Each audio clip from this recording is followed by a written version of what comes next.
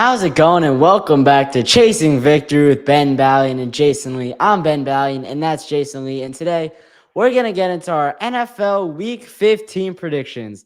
Jason, how you doing? Doing well, man. Week 15 of the NFL season.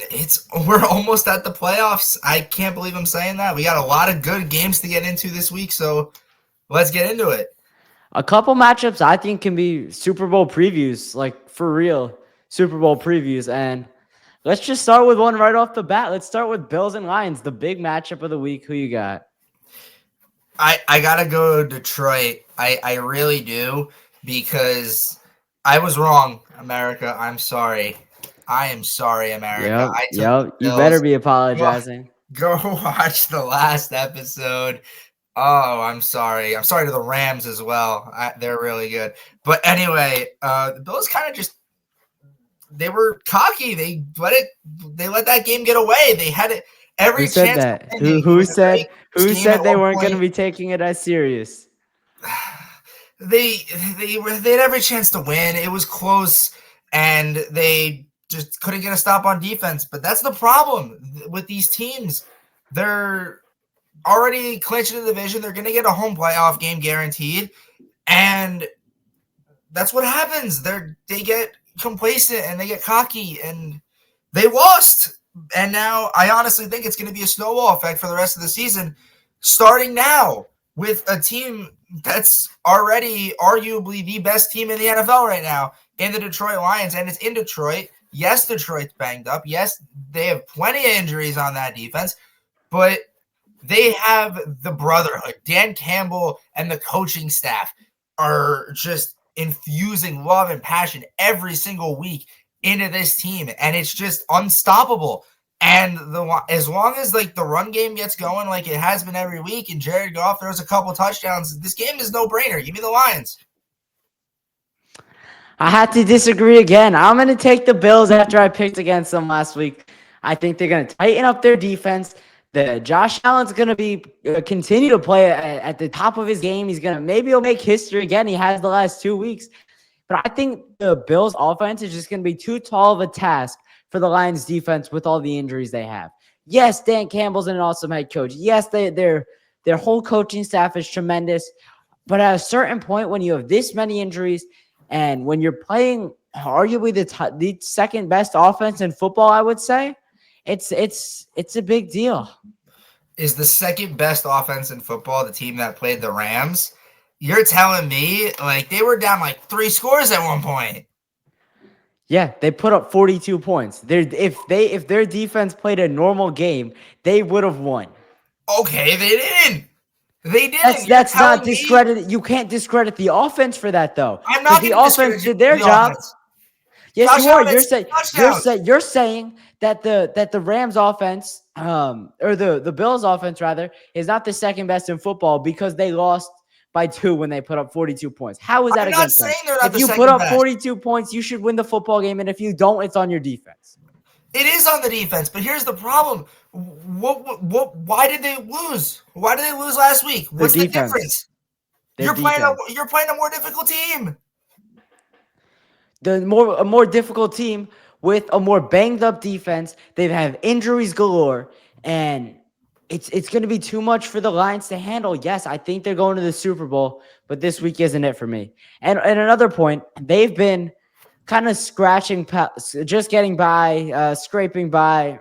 They haven't been playing too good of teams. Yeah, they played the Packers last week. I'm not discrediting that at all. But what about the week before against the Bears? That's not a great team. That's a Bears team that's well under 500. You're right. I mean, but still, look where we are now. The Lions, this is their time. Everyone thought it was their time last year. Everyone thought this ship was going to turn around, and it has. And this is the time to do it. You're telling me this offense is unstoppable when it all works. If everyone plays 4 quarters of nonstop great football for 60 minutes, it's a no-brainer here. Everything has to work, and it will. I'm telling you, it's going to work. The Bills are not winning this game because, again, What happens again? They walk into LA, they got cocky, they lost. Now what happens now? Do they walk into Detroit and lose? No, they're going to tighten up and they're going to win this football game. What is tightening up? Their defense is going to lock in, and they're going to play a complete football game from the opening kickoff to the final whistle. Okay.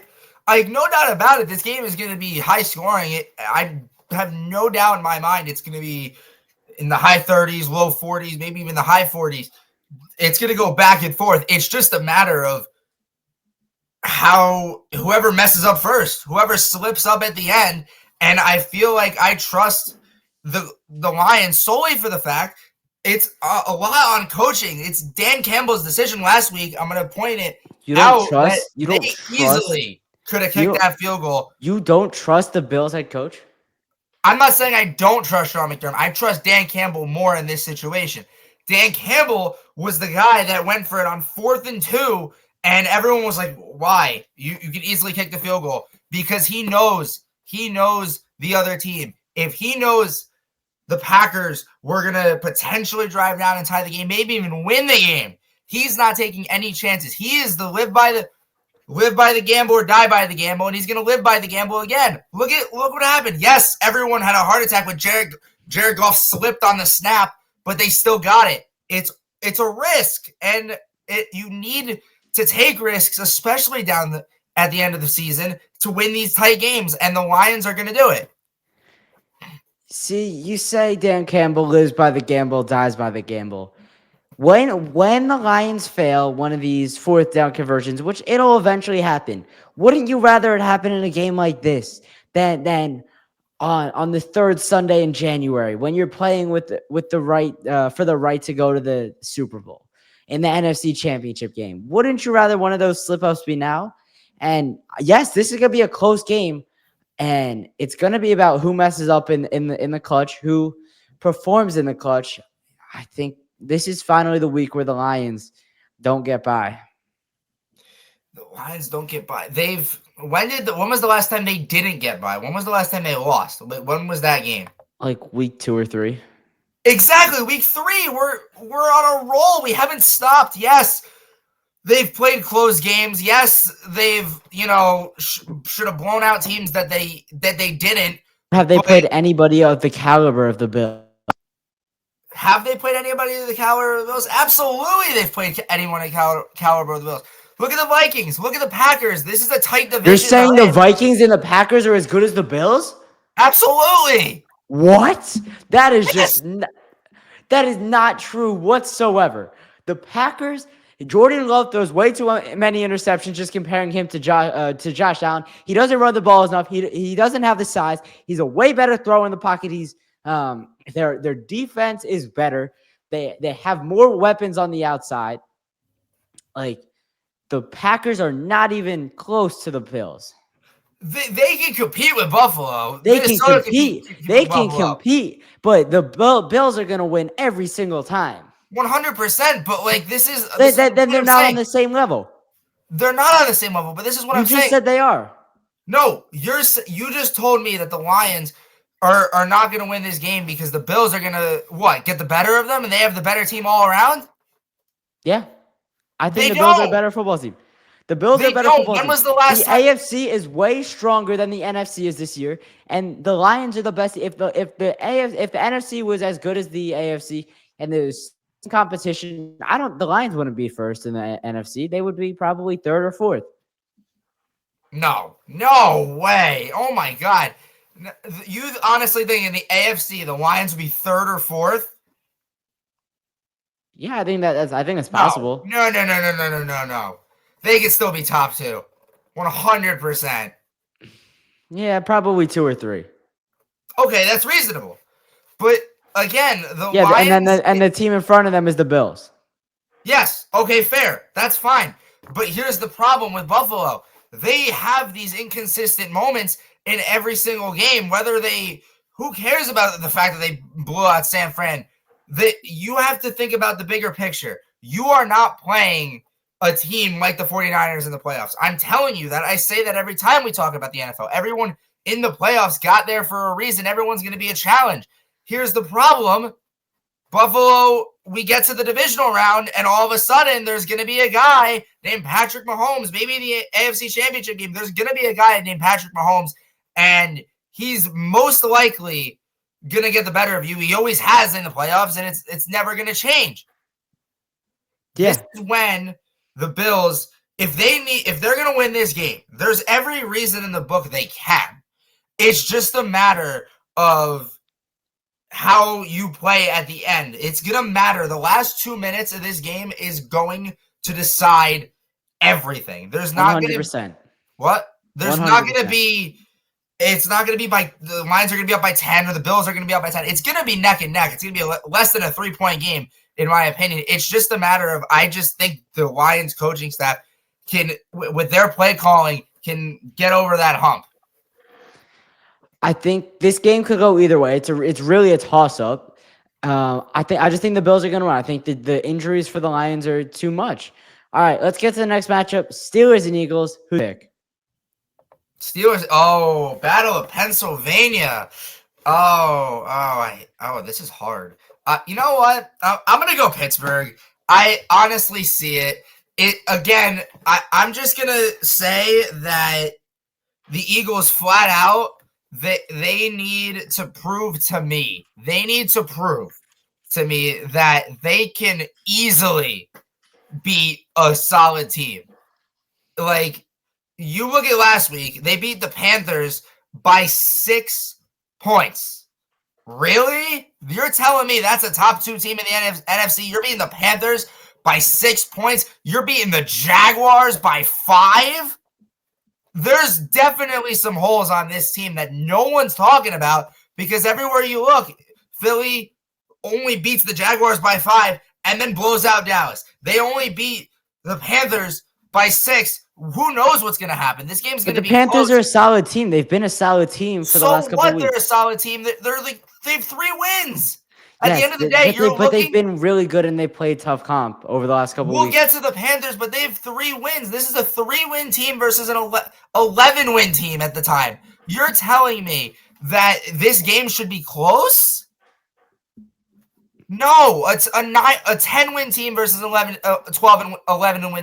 win team is close. That's what the game is going to be on Sunday. And I honestly think the way Pittsburgh has been playing, yes, they've had some hiccups. You look at it, their 3 losses flat out are to the Colts, the Cowboys, and the Browns. But other than that, they look like the more complete team.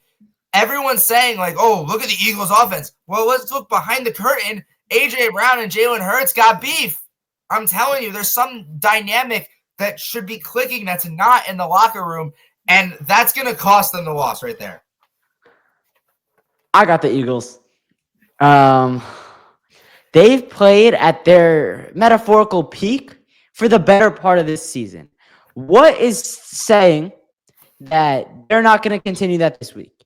They've played really solid. I know they only won by, 6 points against the Panthers, but that doesn't take away from how good Saquon Barkley's been, from how good Jalen Hurts has been, from how good the offensive line has been, from how good Cooper DeJean has been, from how good Reed Blankenship has been. Everybody that is needed to step up and be a real contributor has for the Eagles. And that's going to continue this week. And they're going to be a Steelers team. What's going on with George Pickens? What other receivers do they have? Pat Freiermuth? Najee Harris is a solid running back. He's not even in the same stratosphere as Saquon Barkley. And I'm taking the Eagles defense every day of the week. The Eagles. Who's else is on the Steelers? Who cares who else is on the Steelers? We're looking at Pittsburgh right now. What Chris Boswell? Okay, still they're winning games. They find a way to win games. It doesn't matter who they have. They're 10-3. You cannot debate me that, George Pickens is the only guy they have on offense. Who are they else going to throw the ball to? It doesn't matter. Russell Wilson makes it work. No one thought Russell Wilson was going to be the answer in Pittsburgh because everyone thought Justin Fields was going to start, and he did, and he was lackluster.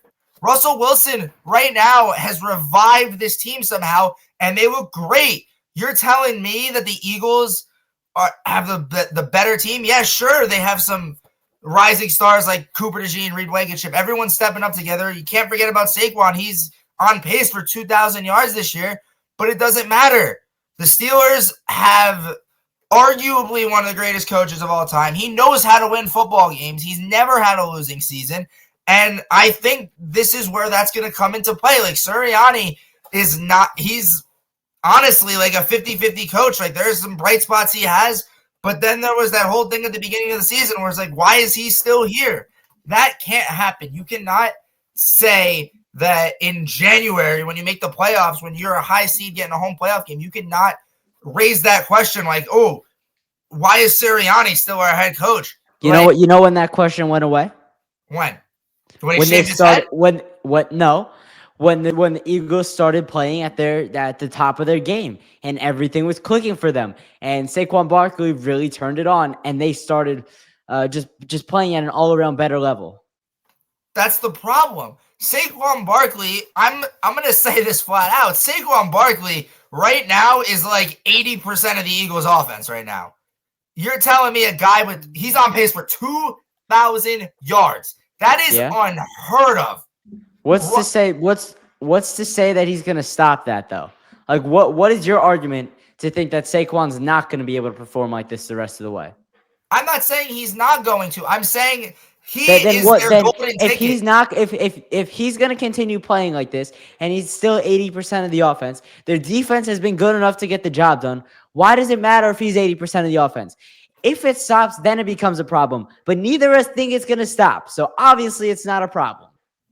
It can be today on Sunday against the Pittsburgh Steelers. The Steelers defense, all they really have to do is contain the run game, and that's essentially, you're almost there at a victory. This is the thing with the Eagles. Everyone they played, they couldn't stop Saquon. They couldn't stop Jalen. They couldn't stop the tush push. The defense locked up and got the run game back onto the field. It's honestly like, it's very doable for the Pittsburgh Steelers as long as they stop the run. It's that simple. And if they do, I believe they can. They've had arguably a top 3 defense all season. And it's going to show on Sunday when they go to Philadelphia and they prove they're the better team in Pennsylvania. And if they don't stop the run game, then the Eagles are going to win. If they don't stop the run game, they're done. It's impossible. That's with any team, and I get that. But that's what the Eagles do. There's been plenty of film on that. Teams know that that's the Eagles' game plan, and they still haven't been able to stop it. So I think it continues. All right, and the Eagles win this one. All right, let's get to the next game. Buccaneers at Chargers. Who you got? Buccaneers at the Chargers. Oh, wow. I mean, this is kind of hard because both teams have like kind of been middle of the road here. But I'm going to take the Bucs. Sorry, Chargers fans that watch. I'm going to take the Bucs. I think right now they're the more well-rounded team.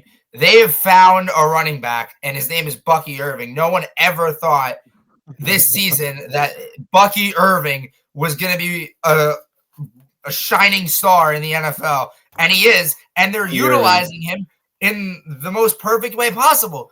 Yes, the receivers are old. Yes, the receivers are injury prone, but you have guys like Trey Palmer and Cade Otton, Bucky Irving. These young guys are stepping up to the plate, and they have a pretty solid quarterback in Baker Mayfield that, yes, they've had some inconsistent games. Yes, they've almost lost very close games that they absolutely should have significantly won.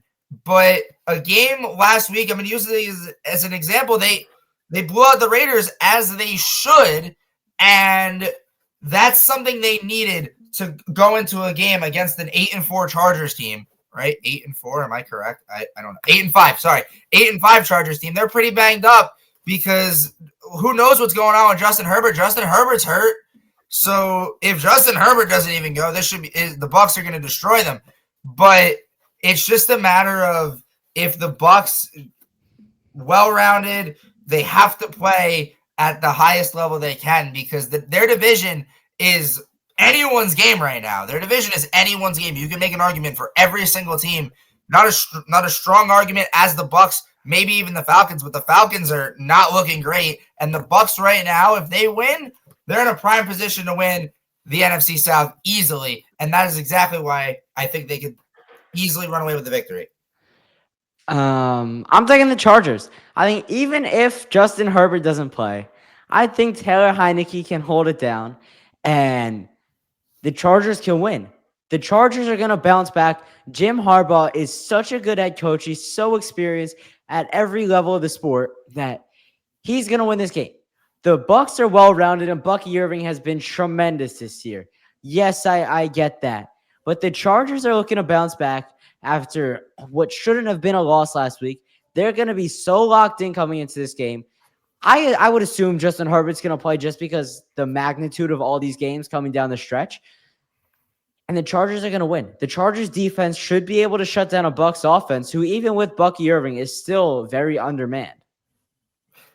I mean, really though? Like, Jim Harbaugh is a great coach. Justin Herbert's an elite quarterback. He's most likely going to play. But at the end of the day, he's throwing to a very, very new, inexperienced wide receiver core. But like, honestly, their best pass catcher right now is Ladd McConkey and Will Dissly. 100%. Everybody else is pushed to the back or just not stepping up. Like, they should have easily had a better chance of beating the Ravens, but Quentin Johnston, wide open, fourth down, it happens every time. They cannot have these same mistakes, and especially next week when they play home against Denver, that match could literally decide which one of them gets into the playoffs. And I don't think the Chargers are ready. I said they weren't ready. I said they weren't going to be ready at the beginning of the season. I still believe that now. Yes, they're 8-5. They exceeded my expectations, but at the end of the day, that's going to run out. I don't think it will. I mean, Ladd McConkey has been good all year. He's pretty sure-handed, and the way the Chargers' offense is set up, he doesn't have to do too much. He's their top pass catcher, but he's also someone where if he doesn't get the ball too many times a game, the Chargers still have a chance to win. They've got a solid running back core. It used to be the Ravens, and the Ravens' running game has always been good. J.K. Dobbins and Gus Edwards have been good, and they've also got Blake Corum if they want to throw him out here. But like I said, the defense of the Chargers is going to win them this football game. Yeah, but you say that the Chargers have a lot of reasons to win this game. Why are they losing such close games that they shouldn't be? They shouldn't be losing to their 5 losses. They shouldn't be losing to Arizona. They're losing these tight games that they shouldn't be. If you think they're competing at a level that's exceeding your expectations here, they shouldn't be losing these games. They had every reason, regardless of how the Chiefs game ended last week. They had every reason to win, and they didn't. They had every reason to win against the Ravens, and they didn't. They had every reason to win against the Cardinals, and they didn't. But here's the problem: their wins to some teams like Atlanta, that's pretty much it. But still, they need to prove that you cannot compete at you cannot just balance and here I'm gonna play at this level one week and I'm gonna play at this level the next week. That's what it seems like. We're slipping through the cracks. We were 8-3 at one point. We just lost the last 2 games. Something's got to click, and it's not right now. Yeah, and I think last week's game has a lot to go into Justin Herbert. He obviously wasn't right in that second half. It doesn't matter what they gave him in the locker room. He wasn't fully healthy. And then the other losses, yeah, they should have won those games. And to put it frankly, though, I don't think the football team. I think there's the Bucs are not that great. I think they'll win their division, but that's just because everybody else in it is so incredibly mid or awful. That may be true, but I just feel like the Bucs, they just can't lose, and they won't. When they're under that pressure, a team like the Bucs is going to show up 1,000%. They have not gotten obliterated once this season. You can quote me if I'm wrong, but I don't think the Bucs have gotten destroyed this season. They have not 10-point loss to the Ravens, but that's the Ravens. But still, like, look at the games that all right, other than the Broncos game, everyone thought that was a fluke at the beginning of the season. But still, they're winning or losing. What about 51-27 against the Saints? Oh, no, they won that game. My bad. They won 51-27 against the Saints. But here's the thing. They just need to win convincingly, especially in the final stretch. After the Chargers, you're playing Dallas, Carolina, and New Orleans. Like, if you want to prove that you can compete with the rest of them in the NFC, this is where it starts. This is your toughest opponent right now. And if you can win, you're golden. And I think they can easily win this football game. If Baker is not inconsistent with his passes, if the run game is strong and the Chargers do not stop Bucky Irving, this game is wraps. Yeah, I think you could make a case for both sides here. I still do think the Chargers can win, especially with them being at home. I mean, it's not much of a home field advantage. It's more of like a psychological thing and players getting to sleep in their own beds and stuff like that. Justin Herbert got a good week of rest, and I think the Chargers come out on top with this one. All right, let's get to the next matchup. This is going to be an interesting game. Neither of these teams are really among the elites of the league, but they're both upper tier teams. The Packers and the Seahawks. This game will be in Seattle. I'm gonna start it off here. I'm gonna take the Packers. Jordan Love has played really well over the last couple weeks. I mean, you look back, really when they played the Dolphins, it kind of started, and he's just continued that momentum the past couple weeks. And then for the Seahawks, I don't think Geno. He's been like good. He's always good. He's always above average, but he hasn't been anything really too special. And he's going to need to be a Seahawks team that I think is better than them. To beat a Packers team, rather. I see where you're coming from, but I'm going to go Seattle here. And a big part about that is a home field advantage. You are in Seattle at night on Sunday Night Football. It is going to be loud. It is going to be rocking for a young quarterback like Jordan Love. He doesn't really do well with noise when he goes on the road, and it's proven. It's proven when he goes on the road, he's frazzled, as every young quarterback should. But here's the thing. I feel like Seattle is the more experienced team, and that is going to win you a football game like this. Don't get me wrong. The Packers are great. They are too young, in my opinion. That team, I need to see 2 more years of that team before I even consider them a deep playoff team. Like, don't get me wrong, Jordan Love is great. He deserved that money. He's been proving everybody wrong that he should have gotten less money, but I just think they're too young. I feel like Seattle is the more experienced team, and I feel like Seattle, they really need a win. And a win against the Packers is a pretty convincing win right now. Like, you're kind of slipping through the cracks here. You've had some great games, and then you've had some awful games. Like 8-5, you might win the division. Who knows? We'll see what the Rams do, or maybe even the Cardinals, if you can make an argument. But right now, it's between Seattle and LA. And in order for Seattle to get one leg up in the race, they got to beat the Packers. And I think it's going to be close, but I feel like experience is going to win in this game. I don't think, experience doesn't win football games. Experience that and experience this. At the end of the day, the players that are on the field are going to win this game. And to me, the players on the Packers are better than the players on the Seahawks. Like, you match up, I don't know, let's see, Christian Watson. I think he'll be the best wide receiver on the field. You match up over DK Metcalf and Tyler Lockett? I think so. It's debatable, but it's debatable. I think on any given night, he could be. I think it's he's the most plausible answer. He is, for sure. He's the best receiver on the Packers, no doubt about it. But I feel like when I say experience, I do not mean just because Geno Smith is a veteran quarterback.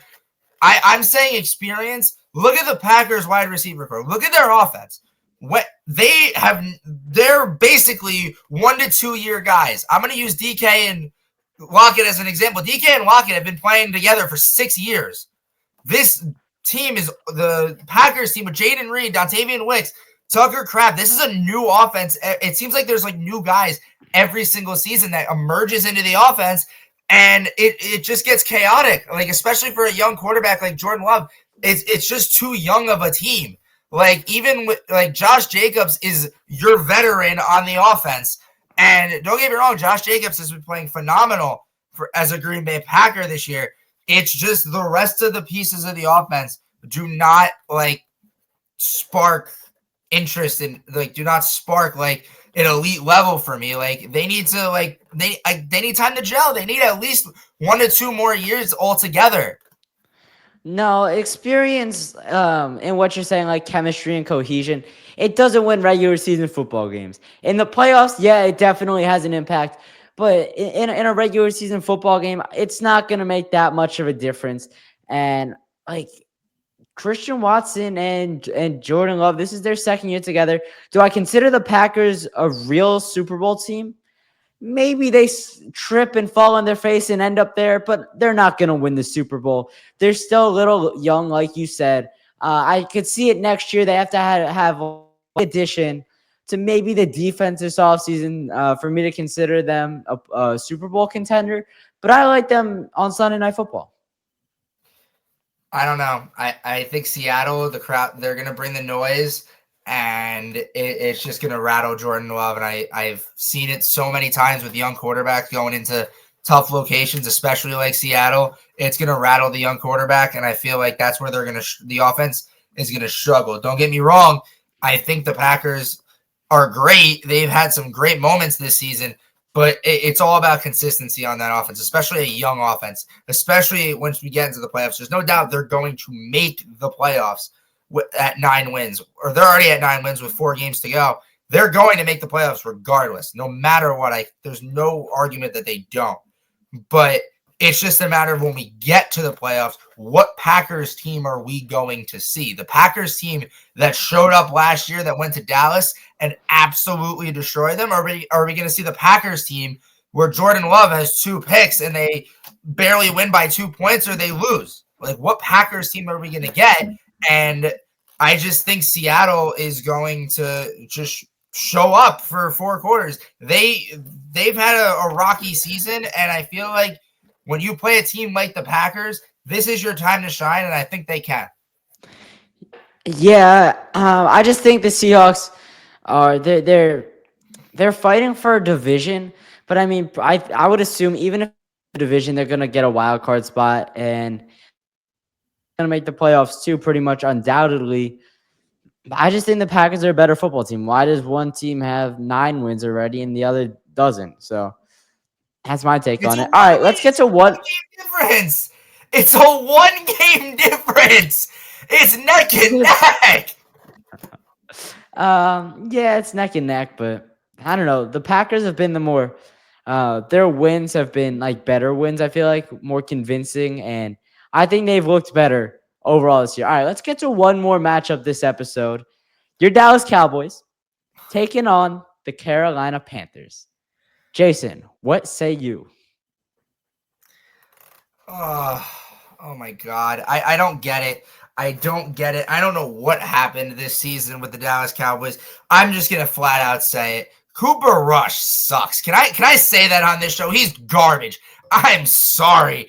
Like, I thought, like, you know what? 2022, Dak went down. Cooper Rush went 5-1. We're fine. He's a serviceable backup, and we're terrible. And there's just a lot of everything is wrong, from the ownership to the coaching. We don't have a run game. Rico Dowdle decided to show up finally, 13 weeks late into the season. And it's just a mess. CeeDee Lamb is a ghost out there. Sure, he gets 1 touchdown. Sure, he gets like 3 catches. But like, the communication between quarterback and wide receiver 1 is not even there at all. You're making $134 million and you're doing probably like 30%. You are not even getting most of the receptions. Most of the receptions are coming from the run game. Most of the receptions are coming from Luke Schoonmaker, of all people. Where's Jake Ferguson? Where's Brandon Cooks? Where's CeeDee Lamb? Where's a leader? There is no leader on the Dallas Cowboys. Everyone wants to point fingers at each other. Everyone wants to point fingers at the ownership. Who cares? Michael Parsons goes home every week, films a podcast, and talks about why his team is better. What? Why is You want to team? talk about you want to talk about Micah We're Parsons coming. for a We're second? coming, guys. Oh, look at that. You We're want to talk coming. about Micah Parsons? Michael He's supposed Parsons to. Micah is. Parsons is supposed to be your leader. He's He's the not. best. He's a joke. He's the He best player literally. on your football team all around. And I know he hasn't been a leader, but the best player is typically supposed to be that leader. Where is he? He's nowhere to be seen. Exactly. He's And walking neither off is the CeeDee field. Lamb. What he has done this year is unacceptable. Walking off the field before the game is over against the Bengals. I know you don't care about it, but I care. That is not good. That is unsportsmanlike. It is. It's not being a team player. You just don't do that. You don't. You're right. I see where you're coming from. But, like, this team is a mess on both sides of the ball. No one's stepping up. It doesn't matter. Our best player goes on deep. defense was It goes DeMarvion Overshown, deeper and he's than gone. what's And on who the knows if field. we ever see him again? Who knows if we ever see that guy again? There is no one stepping up to the plate. You have all these young guys just coming in like unannounced, like, oh, I gotta play corner. What do I do? Like, our best corner this season was Joshua Butler for one game, and now he's hurt. Like, I get there's injuries, I get there's problems coaching, I get Jerry Jones is on planet cuckoo, but like he's got to do something. And the fact that your son is sitting there as your assistant GM, and he's sitting there in the media saying, like, oh, I'm going to make moves. I want to do this. Well, like, Jerry, I'm sorry. Your clock on life is almost expiring, and you're going to have to give the most expensive franchise in sports to your son, and your son wants to do a lot with it. And it's just a mess. Like, how do you go from 3 12-win seasons to this? I don't know. And it's literally the same team from last year. It's a carbon copy, and it's a joke. And now I got to talk about this game. Why don't the Panthers win? Like, they have every reason. They deserve a win. They deserve need to a win. It is sad. Like, I feel bad for the Panthers. They're competing with the Eagles. They're competing with the Chiefs. They're winning. They have these leads and they go away. They're only losing by less than 5 points sometimes. Like, everyone, there's chemistry there. It's just a matter of they cannot make mistakes in the final 2 minutes of the game like they've had every week. That's why you have 3. That's why you're 3-9 or 3-10. That's why you have that record. You need to clean up your act because your offense is clearly putting points up on the board. Bryce Young has turned it around this season, and it's just a matter of if his young pass catchers need to step up. Like, he cannot just keep throwing to Adam Thielen every single play because it's not going to work. He threw it. Who else does he have to throw to? He threw a dime to Xavier Legette and he dropped it. And that would have decided the game. You don't even know who That's Xavier why he Legette throws is. it to Adam Thielen. He does not have any receiving help. It doesn't, but it needs to work. And he can put the ball anywhere. Worked. He can put the ball anywhere. If his receivers drop it, that is not his fault. It's clearly worked for 3 quarters every single game. Their offense works for 3 quarters. They just leave and go to the bathroom for the 4th quarter every single time. It's like you cannot you have a lead, you have to protect the lead. I get they're young. I get no one ever thought the Panthers could be like some bright spot team that could honestly, if everyone starts falling in the NFC South, could come in, swoop, and there you go. But they're not going to do that because they're inconsistent. Are they going to beat the Dallas Cowboys? Absolutely, they're going to beat the Dallas Cowboys because no, you cannot debate me that the Carolina Panthers are going to lose. How about them boys? No. How about them boys? They suck. Oh my God! The best player in Austin, Texas, is Quinn. It's not even Quinn Ewers. It's Arch Manning. Arch Manning is the best player in the state of Texas, and that is insane. You're telling me you're the most expensive team in sports, and where is that shown? Where is that shown? What moves are you making? Who's coming over? Why isn't Derrick Henry a Dallas Cowboy? Why couldn't you pay him $13 million? You absolutely could have.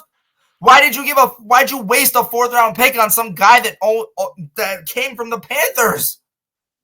Like, that's a joke. It's a joke. They have no leadership. They have no communication. They show up and they lose every single time. And whatever happened against Washington, whatever happened against the Giants was a fluke, and everybody knows it. Give me the Panthers by at least 10 points. Yeah, nah, that's not going to happen. The Cowboys are going to win, and I'll tell you why. The Cowboys should be in tanking mode, right? They should be. Do you agree with that? Why did we stop getting out of? Why did we get out of tanking mode? All right, That's so you my agree. question. So you agree. The Cowboys should be in tanking mode. Right? Absolutely. The Panthers are in tanking mode as well. But the thing is, the Cowboys aren't actually in tanking mode. They're still trying to win football games. Because Jerry Jones on his throne is talking about, oh, we're the Dallas Cowboys. Micah Parsons, I would never step on the field with the intent to lose. Even though the Cowboys suck and their record shows it, they're not doing anything about it. They're not doing anything to try to improve their team. Here's the reason why the Panthers offense goes away in the fourth quarter. They don't want to win. They're tanking. So the Panthers tanking. The Cowboys aren't tanking. Who do you think's going to win? The Cowboys. Get out of here. You're telling me that this Cowboys team is going to go to Carolina and win? I have never seen. Yes. I would that's for just what I said. For reference, last year when these two played, we're in the same spot. It's the same team essentially against the same team. The Dallas Cowboys were a 14.5-point favorite against the Carolina Panthers. 14.5-point favorite. The Carolina Panthers are favored by a field goal here. They have no reason to. They don't have a reason to win, but they're going to win because they're the better football team right now. Nah, who cares if they're losing? They know what they have to do. They can't do that against the Dallas Cowboys. Who is stepping up again on the Dallas Cowboys? Michael Parsons hasn't stepped up. DeMarcus Lawrence went AWOL. Brandon Cooks. Who's giving him the ball? Cooper Rush doesn't even look his way. Cooper Rush does not even target Brandon Cooks. He targets Jalen Tolbert. He targets Ryan Flournoy, Jalen Brooks more than Brandon Cooks, and that is sad. You are wasting. The fact that he's 32, he still moves like that. He is like a gem to have as a receiver for any organization. And the fact that you're not even using him, the fact that you're just looking at your tight end, handing it off, or throwing to CeeDee Lamb, that is your playbook on offense. I'm sorry. Fire your coach. Get everybody out of there if that is your playbook. Oh, no, Mike McCarthy's going to be back next year. Don't worry about that. Who cares if Mike McCarthy's back? Like, it's a joke every single time he's here. He should have left after we went 6-10. The only reason he didn't leave after we went 6-10 5 years ago was because Jerry Jones was like, oh, Michael McCarthy got the short end of the stick because Dak Prescott got hurt and he broke his leg. That's why we want to give him another chance. Yeah, you know why we won 12 games in 21? Dan Quinn and Michael Parsons shut his mouth and actually played football. Now we can't do that because Michael Parsons thinks he's up here when he's really down here. Yep. So the Cowboys suck. They're still going to win anyway because they're trying to win football games and the Panthers are not. Like, if a team is trying to win a football game and the other team is not trying to win, the team that's trying to win is going to win the football game. You cannot debate me that the Panthers are not trying to win a football game here. They are tanking. How? Why do you think their offense suddenly goes MIA every fourth quarter? It's not a coincidence. Panthers. At the end of the day, they're the Panthers. You cannot, But then they're the Panthers. Why would that stop for the Dallas Cowboys?